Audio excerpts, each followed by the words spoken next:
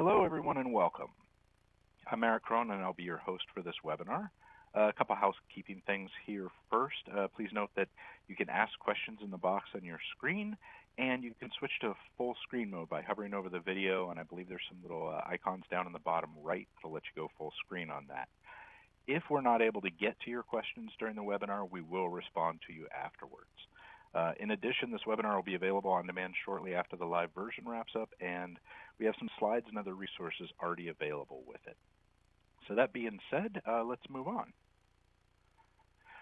All right, about us. I work with KnowBe4 here. We're the world's most popular integrated security awareness training and simulated phishing platform. And we actually have well over 5,000 customers now. We're located down here in Tampa Bay. We're all still a little bit soggy from last week, but we're getting over that. And we've worked with Kevin Mitnick, who many of you may already be aware of. Kevin has a great history in social engineering, and he's helped us work through the training on this on our offerings here. We help thousands of organizations manage the problem of social engineering. Now, we don't say that this is a silver bullet. No one thing is going to stop everything, but we are definitely a key part of a comprehensive plan. So who am I? Well, again, my name is Eric Krohn. I'm a CISSP, an ISSAP, et cetera, I've been in IT since about the mid-1990s. I've been in manufacturing, healthcare, and spent almost 10 years in DoD environments supporting the Army. I was the former security manager for the Army's 2nd Regional Cyber Center, Western Hemisphere, which is quite a mouthful to say. So that's kind of my background, where I come from. I've been a security guy. I've done security and been around the block in IT a bit as well in different industries. So why are we here? Well, social engineering is out of control right now. Ransomware is on everybody's radar, and it seems like every week we're seeing more and more of these headlines in the news. We're seeing breaches, we're seeing ransomware, identity theft. All this stuff is becoming far, far too common. So we want to try to talk a little bit about ways that you can protect yourself against that and survive it in case you do get attacked. So what's going on now is we have hardened our network shells very, very well. The outer areas of our networks are extremely difficult to get into in most cases. So what's happened is the attackers have kind of shifted their focus, if you will, on some of the easier targets. And these are your employees. These are the users. The users are inside of that wonderful hard shell that you have on the perimeter, and they have access to things that they need to have just to do their job, right? So if any of you are fans of Mr. Robot like I am, in one of the episodes there, they were looking at some pictures of Steel Mountain and made the comment that, we'll never get in there. And he said, I see 6 vulnerabilities just in this picture. And he's talking about people walking around out there. So this is true. What we see is 91% of successful data breaches started with a spear phishing attack. That's a pretty big deal right there. People are getting into these networks. And this is ransomware, this is malware, this is APTs. So much of this is starting with a spear phishing attack. The other thing we're seeing a lot more of right now is the CEO fraud.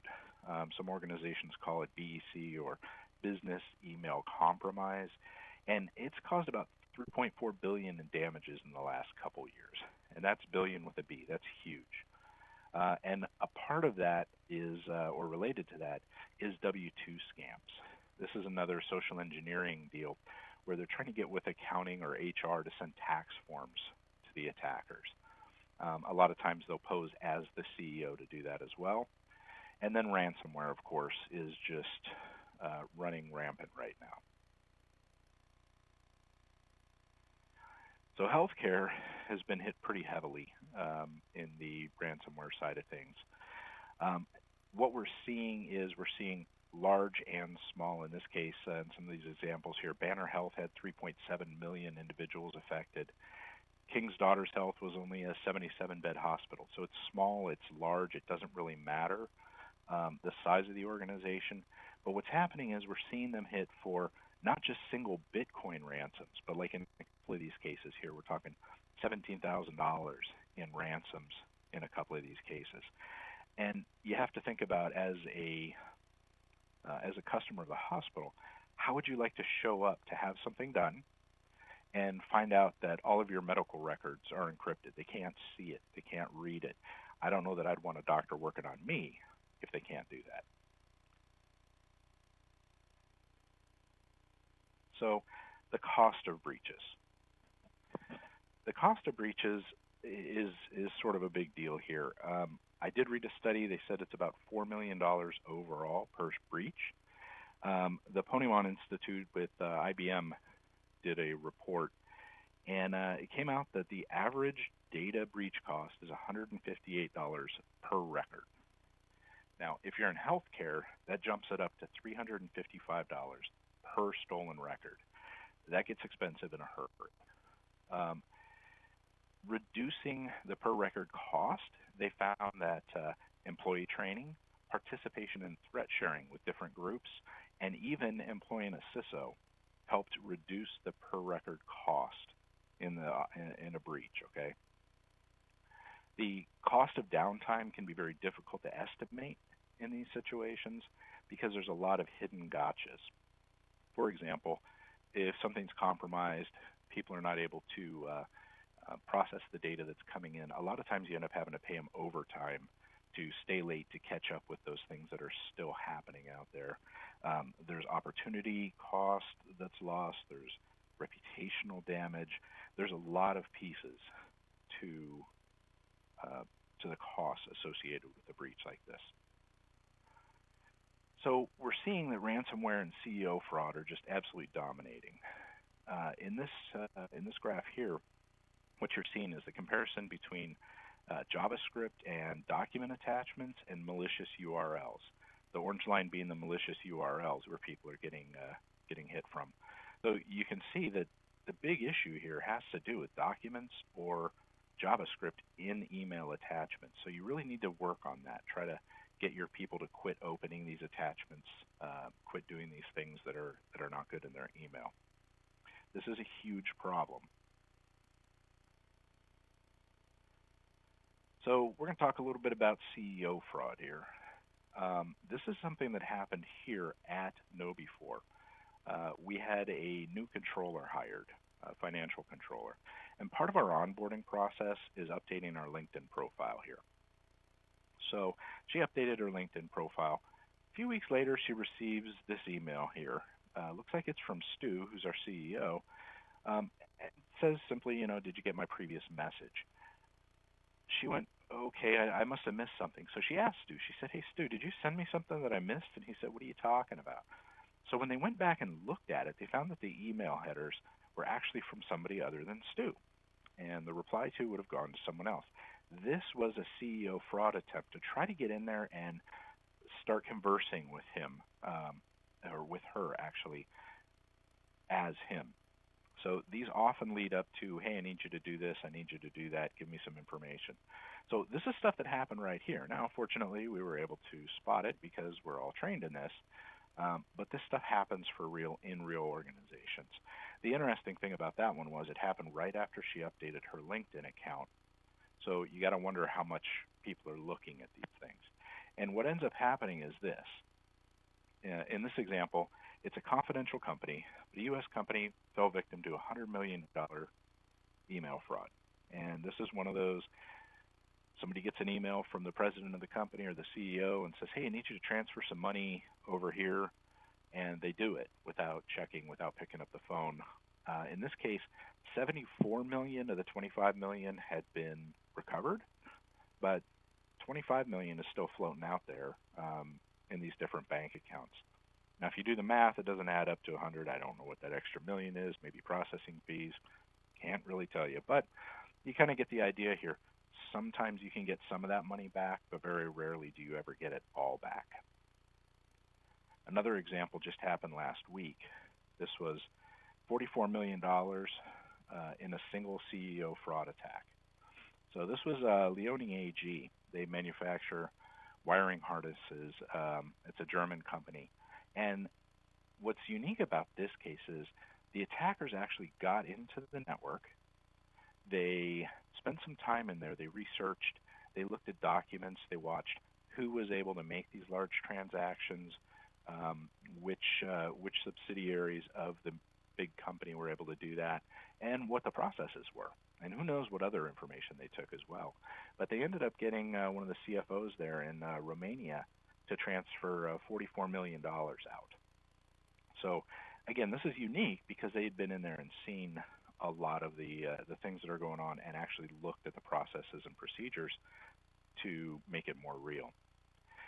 The groups that are out there right now, these folks are not amateurs. They're going for big money, and they're doing a lot of recon and a lot of hard work, whether it be through LinkedIn, whether it be through other such things. This isn't just your typical Nigerian prince scams anymore. So here's another one that we saw a couple of here. This is the request for W-2s. These came in here again from Stu requesting some information, W-2s for the employees for 2015. Again, we spotted these, we saw them. I've also seen this in an organization that I came from. Our president of our company was out traveling actually at that time, and the HR department received a request for the W-2s. They said, hey, I'm about to get on a plane, need you to email these W-2s to me so I can take a look at them when I'm in the air. And then once that's done, I need to send a filing with the tax folks. Just reply to this email, attach it, and I'll take care of it when I'm in the air. Well, as it turns out, our president was actually traveling at the time. The email was very well done, had his signature block and the whole 9 yards on there. But fortunately, they were wise enough to realize that something wasn't right there. They sent me the email, and I was able to show them through the header where this was not a legitimate email. So I've seen this in person myself just recently. The really ugly thing about the W-2s is, unlike some of those earlier examples with the money where some money was able to be recovered, once these W-2 scams are successful and that information is out there, it's not like you can go back to a bank and get the money returned to you. Once it's out, it's out. And I can tell you that myself, I don't want to be that guy that's going to go out there and tell the staff that I just sent all of their rather pertinent information, social security numbers and such, to some folks in Eastern Europe. So we want to take caution with this sort of thing. One of the things I'd like to point out on here, just kind of a little a laugh for me, is whenever I see the word kindly in an email, I automatically get a little bit concerned. So the key is when you see words like that, sometimes they will kind of raise a flag for you, but you don't want to rely on just that. It's not enough to do that because many of them are much better than that. So another attack we've been seeing, this is they're getting really sneaky here. This is a new strain we've seen. The employer receives an email with an attachment, fairly typical, PDF or a doc. These are things we all work with every day in the course of our duties, right? The body of the email doesn't contain any bad links, doesn't contain anything like that that would be suspicious at all. The document itself, if they save the document off, they scan the document with an antivirus scanner or a malware scanner, it's not going to find anything. There's no macros in it. There's none of that that can cause problems here. The document itself is actually a ruse to get someone to click on a link within that document. Sometimes it'll be something like this is encrypted, and when you click on it, it'll take you to maybe a credential login page, so people can steal your credentials to your email accounts, from which, once they have that, it's keys to the kingdom. So these things here are very hard to detect. You have to make sure that people know not to click on these links if they're in a document, because again, the malware stuff, not going to see it, neither is the antivirus. So defending against CEO fraud. Well, things you can do right now to defend against that is you can check to see if your domain is susceptible to spoofing. We can help you with that here at KnowBe4. If you go to our website, we have a domain spoof test, we call it, and we can check and see if your domain is susceptible to spoofing. If it is, I highly recommend you fix that. You want to implement things like SPF records. SPF records basically list out approved servers that emails from your domain can come from. So if somebody receives an email from your domain and it's not in that SPF record, it's going to flag it or reject it or do something of that sort. At the very least, it's going to tell you that, hey, this doesn't look right. You also want to review your procedures for funds transfer or any sensitive information handling. We've seen too often that one person's signatures on these large line item deals can be a problem. So really you want to look at having two-person integrity on some of these, have two signers on these large transfers. And large is one of those things that, depending on your organization, can vary greatly. Some organizations, if somebody transfers out $20,000, the doors won't be open the next day. Some organizations, $40 million, for example, won't necessarily shut them down.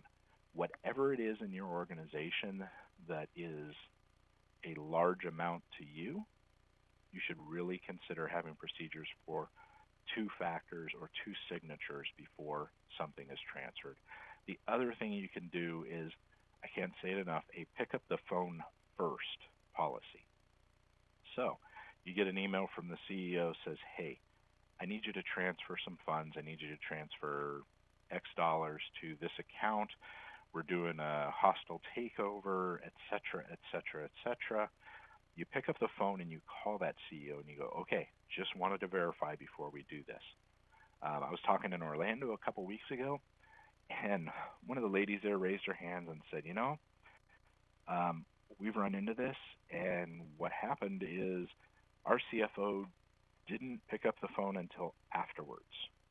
So they transferred a good chunk of money.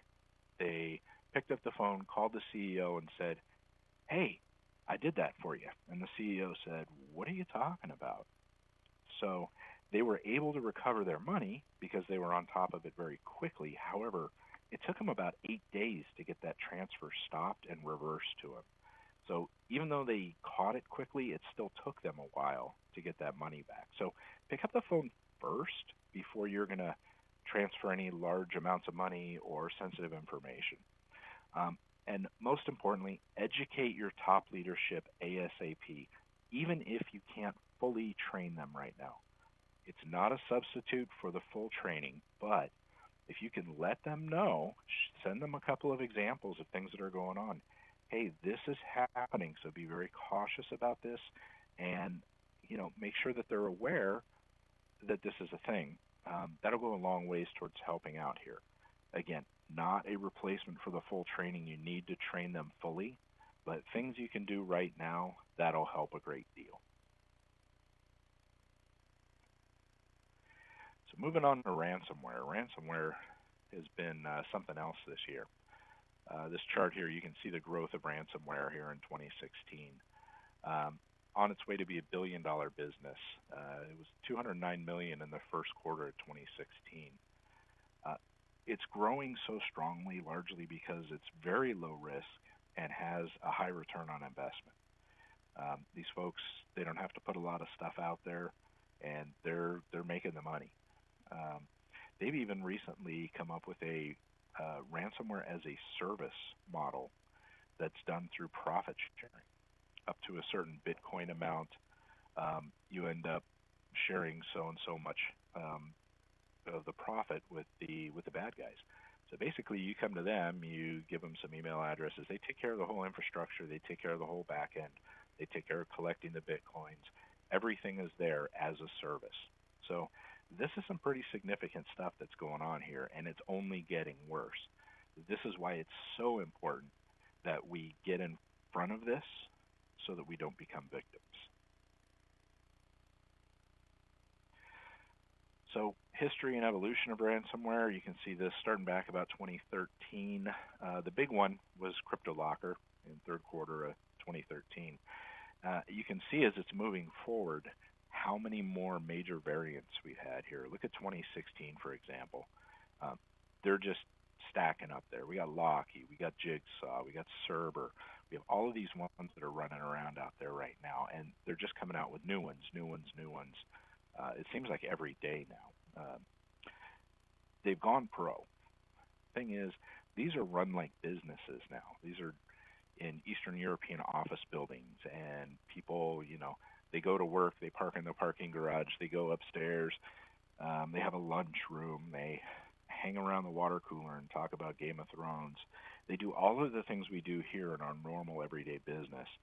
Um, Only there, it's legal. So some of these are even actually offering tech support that works.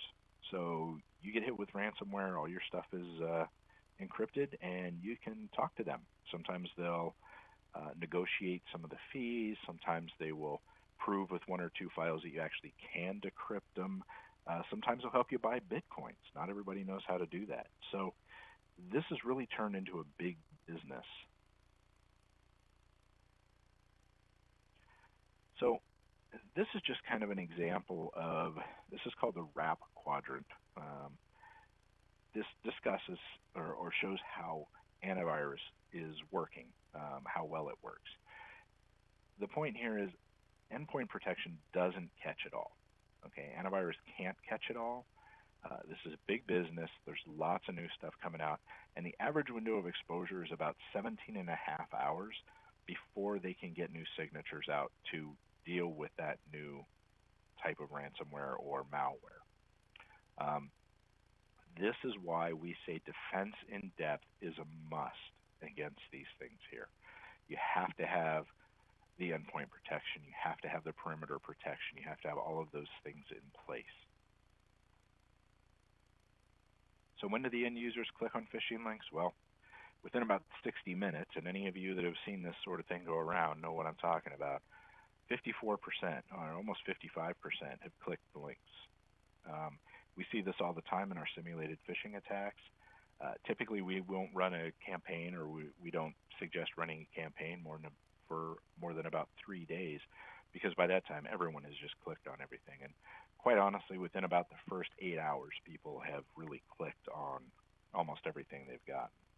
So looking at this and understanding that within about 60 minutes of a new ransomware variant, 55% of the people are clicking. Think again about that 17 and a half hour window of exposure before there's any sort of malware or antivirus definitions for this. So regulatory compliance is also a big ugly when it comes to this, especially on the healthcare side. It's getting a little bit crazy. HIPAA, of course, requires security awareness training program. The other thing that's happened is the HHS ransomware fact sheet came out and said that if a covered entity or business associate's computer has malware or ransomware on it, it's a security incident under HIPAA. It's also saying if the PHI is encrypted as a result of a ransomware attack, a breach has occurred.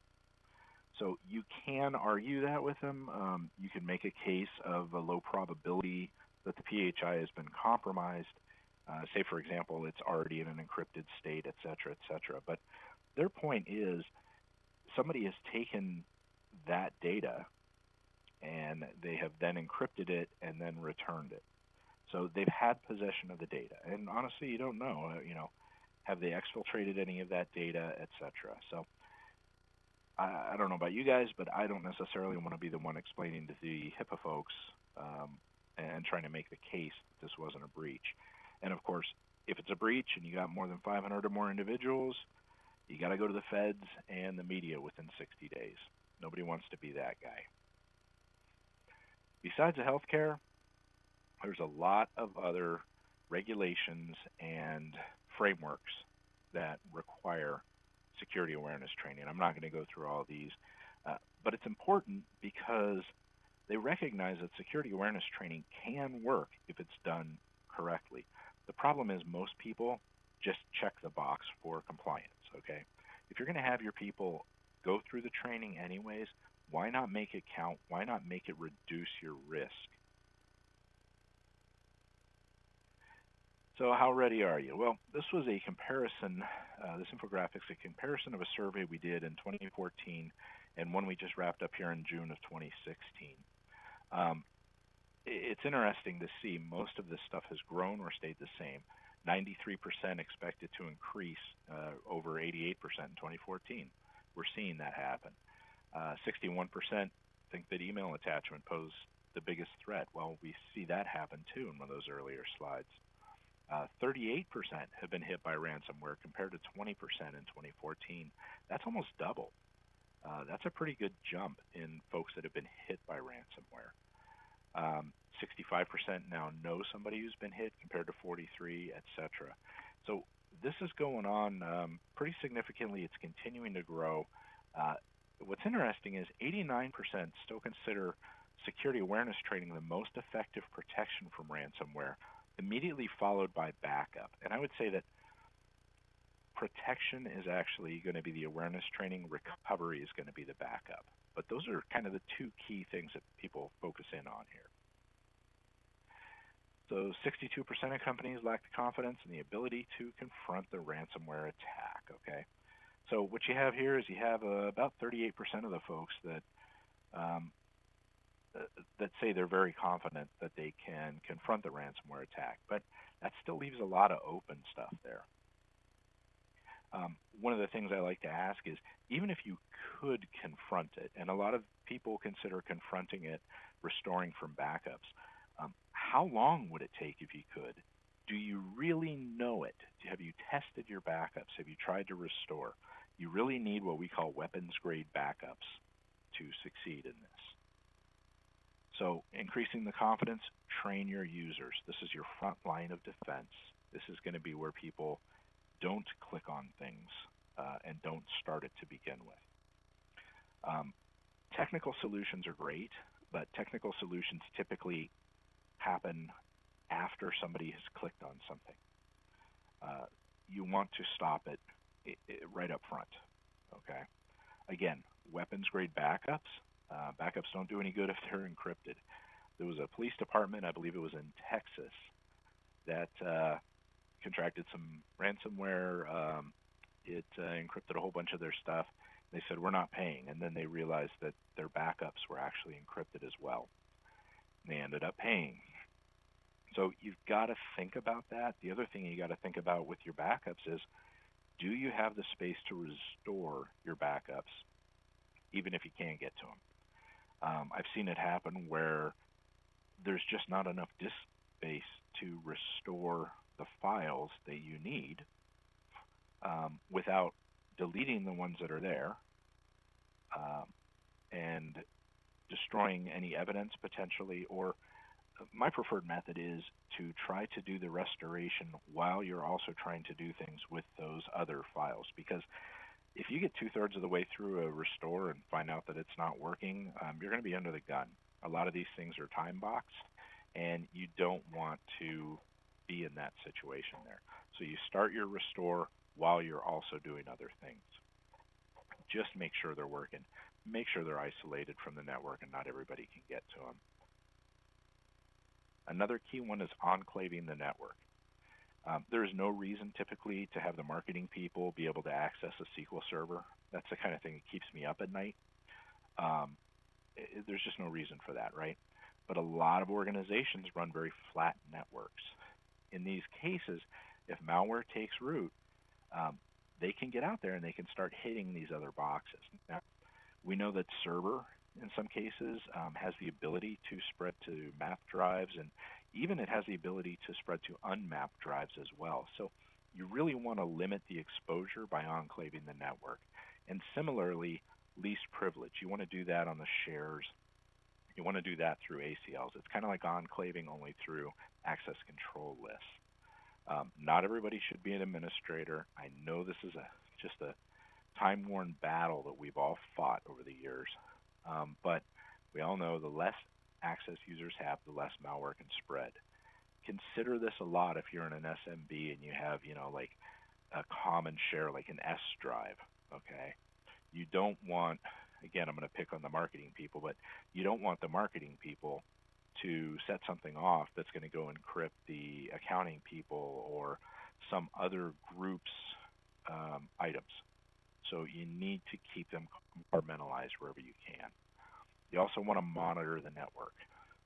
SIM or IDS, watching for malicious network behavior, looking for signatures, looking for those sorts of things.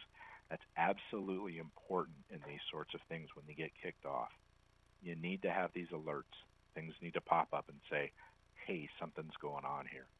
And I know it can be difficult. I know it can be expensive. But there are some open source tools that you can use out there to at least get you some visibility on this.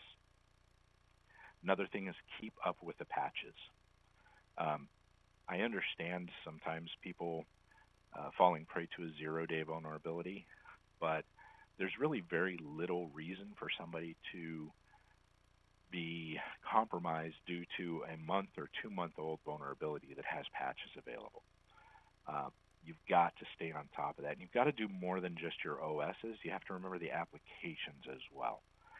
This is just good housekeeping on your network and as admins, but it's key to this because they will exploit these things to get in the system to then go out, pull the payload down, and the world goes crazy. And I'm going to add to this list, or I'll discuss a little bit, whitelisting applications. There's probably a pitchfork-wielding mob forming somewhere from me not mentioning this sooner. The reason I don't put it on my slides is, although it is very effective, it's also very labor-intensive. So the idea here is you whitelist the applications you want to run. In other words, you say only these applications are allowed to run.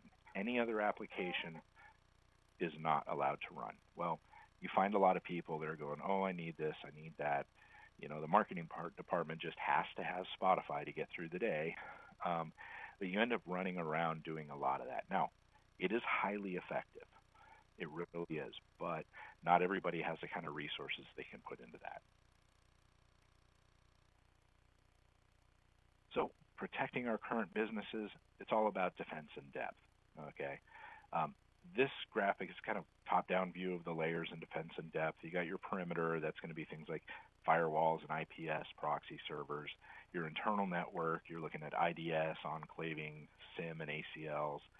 The hosts, you have your endpoint protection, HIPs and HIDs. Registry integrity monitoring is also very, very important on this. On the applications, again, patching.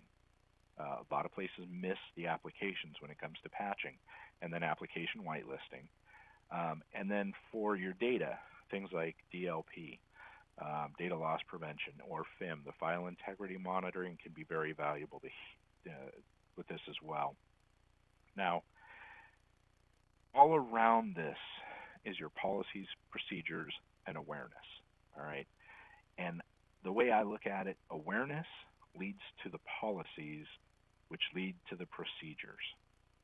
Without your upper management and leadership awareness, it's very difficult to get the kind of policies you need to implement the procedures you have to secure your network.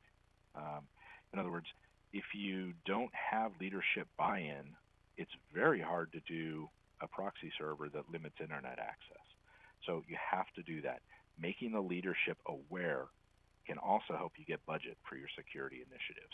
So everything comes back to the awareness, policies, and procedures. So how do we manage the social engineering threats? Baseline test them, train the users, phish the users, and look at the results. We can help you guys do a baseline test if you want to see how bad it is. Just contact us, look on our website, and there'll be some resources at the end here. So we found that comprehensive programs work. Typically, security awareness programs are done for the checkbox, right?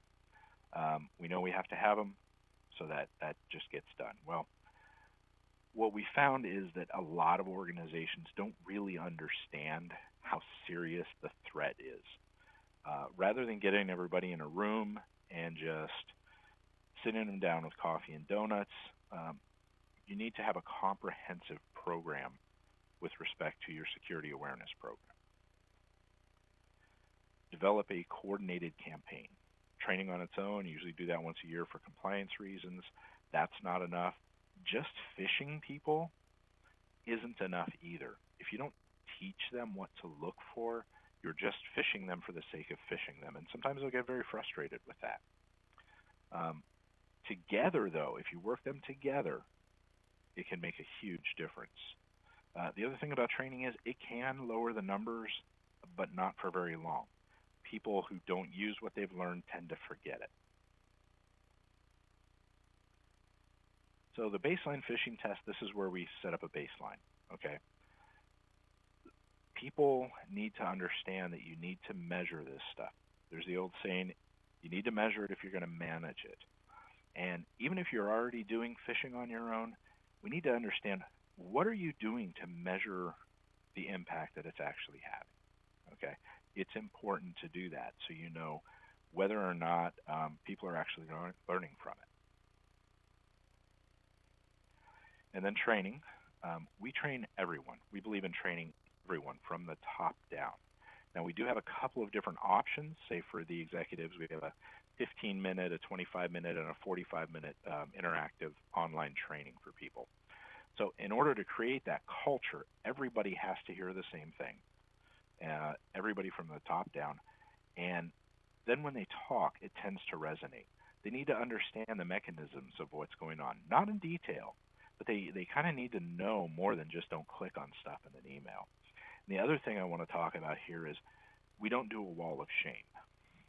It's very important to do positive reinforcement for the users, not post them up in front of everybody and make them feel bad when they goof up.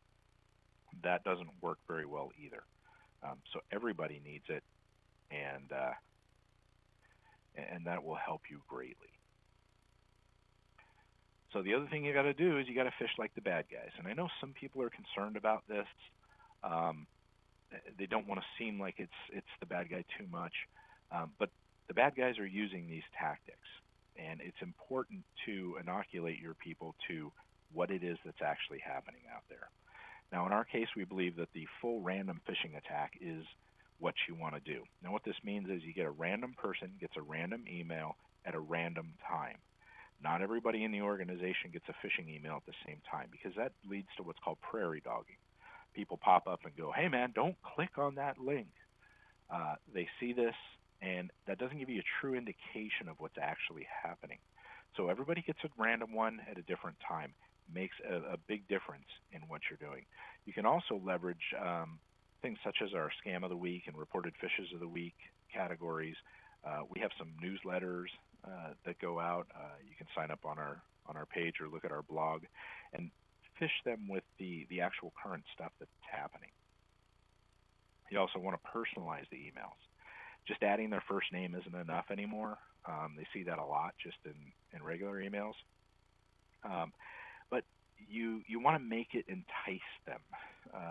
Put an attachment on there, name it Q4 payroll, or third quarter layoffs, or something like that.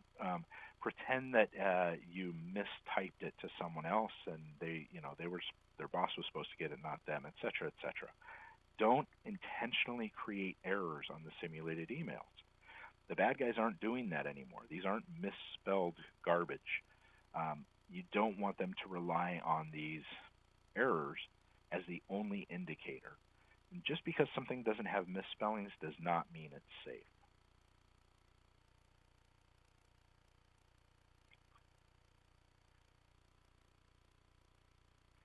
So you also want to continue to test the employees regularly. Okay, you can't just do it once.